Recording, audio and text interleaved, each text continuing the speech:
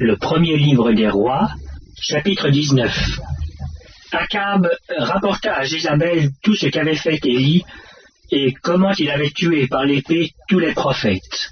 Jézabel envoya un messager à Élie pour lui dire « Que les dieux me traitent dans toute leur rigueur, si demain à cette heure, je ne fais de ta vie ce que tu as fait de la vie de chacun d'eux. » Élie, voyant cela, se leva et s'en alla pour sauver sa vie. Il arriva à Beersheba qui appartient à Juda, et il y laissa son serviteur. Pour lui, il alla dans le désert, où, après une journée de marche, il s'assit sous un genêt et demanda la mort en disant « C'est assez. Maintenant, Éternel, prends mon âme, car je ne suis pas meilleur que mes pères. » Il se coucha et s'endormit sous un genêt, et voici un ange le toucha et lui dit « Lève-toi, mange. » Il regarda, et il y avait à son chevet un gâteau cuit sur des pierres chauffées et une cruche d'eau. Il mangea et but, puis se recoucha.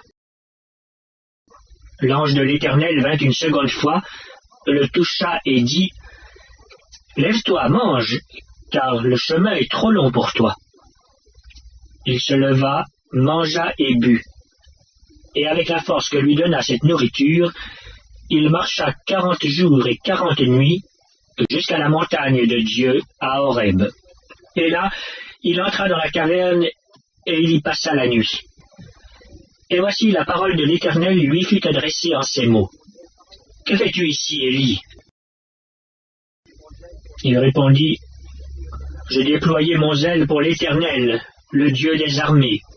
Car les enfants d'Israël ont abandonné ton alliance, ils ont renversé tes autels, et ils ont tué par l'épée tes prophètes.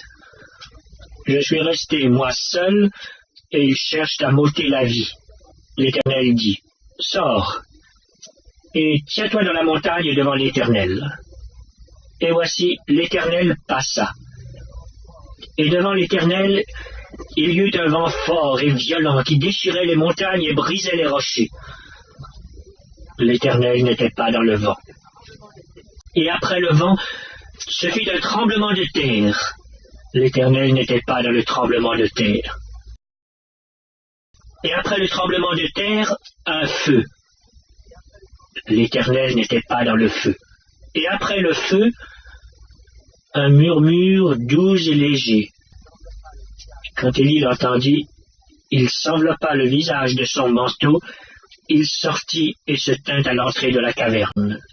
Et voici, une voix lui fit entendre ces paroles. « Que fais-tu ici, Élie » Il répondit, « Je déployais mon zèle pour l'Éternel, le Dieu des armées. Car les enfants d'Israël ont abandonné ton alliance, ils ont renversé tes autels, ils ont tué par l'épée tes prophètes. Je suis resté, moi seul, et ils cherchent à m'ôter la vie. » L'Éternel lui dit, « Va, reprends ton chemin par le désert jusqu'à Damas. Et quand tu seras arrivé, tu oindras Hazaël pour roi de Syrie. Tu oindras aussi Jéhu, fils de Nimshi, pour roi d'Israël. Et tu oindras Élisée, fils de Shaphat, d'Abel-Méhola, pour prophète à ta place. Et il arrivera que celui qui échappera à l'épée de Hazaël, Jéhu le fera mourir. Et celui qui échappera à l'épée de Jéhu, Élisée le fera mourir. Mais je laisserai en Israël 7000 hommes, tous ceux qui n'ont point fléchi les genoux devant Baal, et dont la bouche ne l'a point embrassé. » Élie partit de là, et il trouva Élisée, fils de Shaphat, qui labourait. Il y avait devant lui 12 paires de bœufs, et il était avec la 12e. Élie s'approcha de lui, et il jeta sur lui son manteau.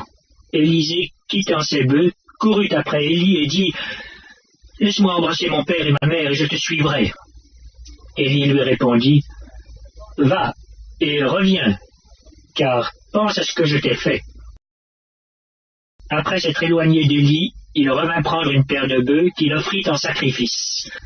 Avec l'attelage des bœufs, il fit cuire leur chair et la donna à manger au peuple. Puis il se leva, suivit Élie et fut à son service.